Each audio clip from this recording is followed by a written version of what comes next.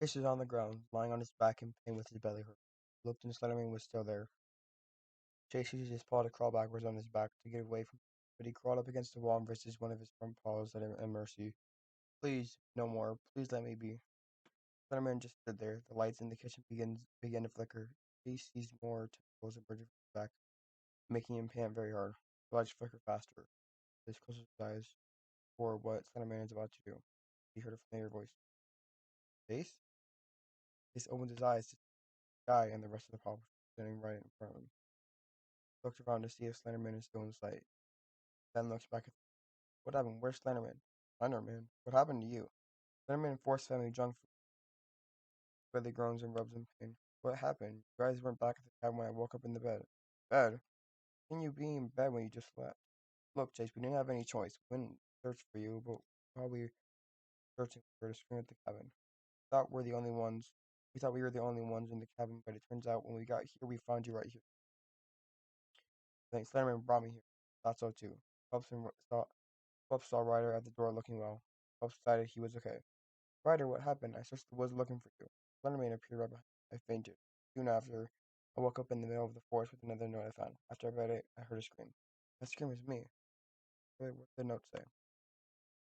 I took out the note and showed it to the pups. It says, Cabin holds responsible for missing people. We advise it people don't come near it and avoid it until it's done. We didn't see it. That Slenderman dude probably took it down. We gotta get out of here while we have the chance. Jason lets out a small belch, which made him feel embarrassed when everyone heard. No, you can't. Even if even if we would in your poor condition to run, I think it's safe to leave when it's morning.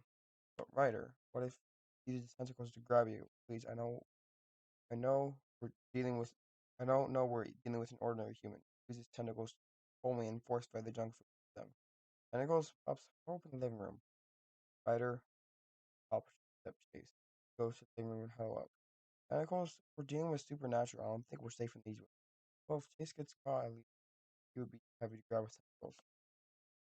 Ryder and Puffs look at him in frustration, saying that. Then they heard Chase groan as he was trying to walk out of the. His big belly was making it hard for him to walk. Listen, this is no laughing matter. What me, Chase, and the rest of us saw was real. There's something out there in the woods. I think he's watching it, even though he has no eyes. The guy's right. If we're going to survive, we, we will have to wait until we get in our rooms. Ryder and Puffs walked upstairs with Chase struggling due to his big belly.